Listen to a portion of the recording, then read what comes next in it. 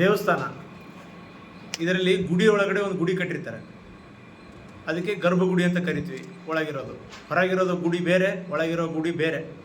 ಗುಡಿಯೊಳಗೆ ಗುಡಿ, ಅದು ಗರ್ಭಗುಡಿ. ಆಯ್ತಾ? ಈ ದೇವಸ್ಥಾನಕ್ಕೆ ಗೋಪುರ ಅಂತ ಕಟ್ಟಿರ್ತಾರೆ. ಆ ಗೋಪುರ 108 ಅಡಿ ಎತ್ತರ ಇರಬೇಕು ಅಂತ ನಮ್ಮಲ್ಲಿ ಒಂದು ಶಾಸ್ತ್ರ ಅಂತಿದೆ. ಈ 108 ಅಡಿ ಯಾಕಿರುತ್ತೆ, ಮತ್ತು ಇದಕ್ಕೆ ಗರ್ಭಗುಡಿ ಯಾಕಿದೆ, ಆ ಗರ್ಭಗುಡಿಯ ವಿಶೇಷತೆ ಏನು ಅಥವಾ ಅದರ ಅರ್ಥ ಏನು, ಅದನ್ನು ಹೇಳಿ. ಈಗ ನೋಡಿ, ಗುಡಿ ಹೊರಗಡೆ ಬಂದ್ಬಿಟ್ಟು 108 ಅಡಿ ಯಾಕಿರುತ್ತೆ ಗೋಪುರ ಅಂತಾಗ, ಆಗ ಪಟ್ಟಣಗಳಲ್ಲಿ ಎಲ್ಲ ಹಳ್ಳಿ ವಾತಾವರಣ ಇರ್ತಿತ್ತು. ಆ ಹಳ್ಳಿ ವಾತಾವರಣದ ಮಧ್ಯದಲ್ಲಿ ಎಲ್ಲೋ ಒಂದು ಹುಬ್ಳಿ ಅಂತ, ಏನೋ ಹೋಬಳಿ ಅಂತೀವಲ್ಲ, ಅಂತ ಏರಿಯಾದಲ್ಲಿ ಸ್ವಲ್ಪ ಜನ ಜಾಸ್ತಿ ಇದ್ದಲ್ಲಿ ಒಂದು ದೇವಾಲಯ ನಿರ್ಮಾಣ ಮಾಡ್ತಿದ್ರು. ಆ ದೇವಾಲಯಕ್ಕೆ 108 ಅಡಿ ಗೋಪುರ ಕಟ್ತಿದ್ರು. ಯಾಕೆ ಕಟ್ತಿರು ಅಂತಂದರೆ, ಫಾರೆಸ್ಟ್ ಸುತ್ತಮುತ್ತ ಜಾಸ್ತಿ ಫಾರೆಸ್ಟ್ ಇರ್ತಿತ್ತು, ಅವಾಗ ಗಿಡ ಮರಗಳು ಜಾಸ್ತಿ ಇರ್ತಿತ್ತು.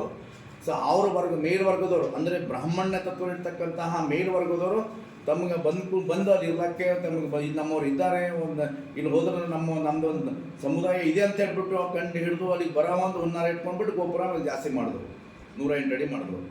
ಇನ್ನು ಎರಡನೇದು ಬಂದ್ಬಿಟ್ಟು ಗರ್ಭಗುಡಿ ಒಳಗಡೆ 3 ಅಡಿ ಬಾಗಿಲು ಯಾಕೆ ಇಟ್ಟಿದ್ದಾರೆ ಅಂತಂದಾಗ, ಅಲ್ಲಿ ನೀವು ಸುಮಾರು ಜನ ಅಂತಾರೆ ನಾವು ಬಗ್ಗಿ ಹೋಗ್ಬೇಕು, ನಾವು ಬಾಗಿ ಹೋಗ್ಬೇಕು ಅಂತ ಹೇಳ್ಬಿಟ್ಟು ಹೇಳ್ತಾರೆ. ಬಟ್ ಅದು ಅಲ್ಲ.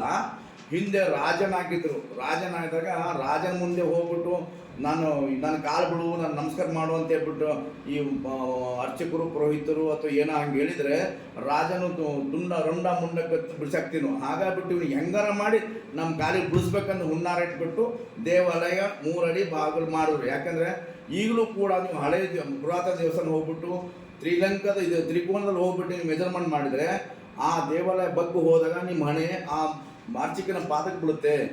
ಆ ಪಾದಕ್ಕೆ ಬಿದ್ದಾಗ ಹಣೆ ನಮ್ಮ ಪಾದಕ್ಕೆ ಹೋಗೋನ್ ಪಾದಕ್ಕೆ ಬಿಡ್ಬೇಕನ್ನೋ ಹುನ್ನಾರ ಇಟ್ಟು 3 ಅಡಿ ಬಾಗಿಲು ಮಾಡಿದ್ರು. ಮತ್ತು ದೇವಸ್ಥಾನ ಇರ್ತಕ್ಕಂಥ ದೇವರ ಕೆಳಗಡೆ ಪೀಠ ಅಂತ ಮಾಡ್ತಾರೆ. ಪೀಠ ಕೂಡ, ಆ ಪೀಠ ಯಾಕೆ ಮಾಡ್ತಾರೆ, ಬೈ ಚಾನ್ಸ್ ಆ ಕಲ್ಲಿನ ಮೇಲೆ ಕೂಡ ದೇವರನ್ನ ವಿಗ್ರಹ ಮೇಲೆ ಕೂಡ ನಮ್ಮ ಹಣೆ ಬೀಳಬಾರ್ದು. ಆ ಪೀಠಕ್ಕಂದ್ರೆ ಕೆಳಗೆ ಕಲ್ಲಿನ ಮೇಲೆ ಬಿದ್ದರೂ ಪರವಾಗಿಲ್ಲ, ನಮ್ಮ ಕಾಲ ಮೇಲೆ ಬಿಡ್ಬೇಕಂತ ಹುನ್ನಾರ ಇಟ್ಬಿಟ್ಟು ಆ 3 ಅಡಿ ಬಾಗಿಲು ದೇವಾಲಯ ಸೃಷ್ಟಿ ಮಾಡಿದ್ರು ಗರ್ಭಗುಡಿಗೆ. ಹೊರತು ಇದ್ರ ಬಳಿ ಬೇರೆ ಏನು ವ್ಯತ್ಯಾಸ ಏನಿಲ್ಲ. ಬಗ್ಗೆ ಹೋಗೋದು ಸುಗ್ಗೋದು ಅದರ ತಪ್ಪು. ಒಟ್ಟು ರಾಜನ ತಲೆ ಬಾಗಿ ಪೂಜಾರಿ ತಲೆಗೆ ಹತ್ತಬೇಕು, ಇದು ಇಂಡೈರೆಕ್ಟ್ ಆಗಿ ಮಾಡಿದ ಅವ್ರಿಗೆ ಅದು. ಯಾಕೆಂದ್ರೆ ರಾಜನ ಇದ್ರು ಕೂಡ 6 ಅಡಿ ಮೇಲೆ ಇರ್ತದೆ. ಹಿಂದಿನ ರಾಜ್ಯದಲ್ಲಿ ರಾಜ ಮಂತಲ್ಲಿ ಇರ್ತಕ್ಕಂಥ ರಾಜನ 6 ಅಡಿ ಇಂಚ್ ಮೇಲೆ ಇದ್ರೆ ರಾಜ ಪಟ್ಟ ಕಟ್ತಾರೆ. ಹೌದು, 6 ಅಡಿ ಕೆಳಗಿರೋ ವ್ಯಕ್ತಿಗೆ ರಾಜನ ಪಟ್ಟ ಕೊಡೋದೇ ಇಲ್ಲ. ಸೊ ಹಾಗಾಗಿಬಿಟ್ಟು ಅವನನ್ನ ನಾವು ಬಗ್ಗಿಸ್ಬೇಕಂತಂದ್ರೆ 3 ಅಡಿ ಬಾಗಿಲು ಮಾಡ್ಬೇಕಂತ ಹುನ್ನಾರ ಇಟ್ಬಿಟ್ಟು ರಾಜನ ಸಹಿತ ಬದುಕಬೇಕು, ರಾಜ ಸಹಿತ ಬಗ್ಗಬೇಕು, ಪ್ರಧಾನಿ ಅದನ್ನು ಕೂಡ ಬಗ್ಬೇಕು ಅಂತ ಹೇಳ್ಬಿಟ್ಟು ಆ 3 ಅಡಿ ಬಾಗಿಲು ಇಟ್ಟರು. ಹೊರತು ಇದಕ್ಕೆ ಸೈಂಟಿಫಿಕೇಟ್ ಆಗಿರಲಿ ಅಥವಾ ಇದಕ್ಕಾಗಲಿ ಯಾವುದಕ್ಕೂ ಸಂಬಂಧ ಇಲ್ಲ. ಅದೇ ಕುಳ್ಳ ಪೂಜಾರಿಗಳು ಎತ್ತರ ಇರತಕ್ಕಂಥ ರಾಜ ಹಾಗೂ ಮಂತ್ರಿಗಳನ್ನೆಲ್ಲ ಬಗ್ಗಿಸಿದ ಒಂದು ಕತೆ. ಆ ಬಗ್ಗಿಸೋ ಅವನ ಖುಷಿಗೆ 3 ಅಡಿ ಬಾಗಿಲು ಇಟ್ಟರು. ಧನ್ಯವಾದಗಳು.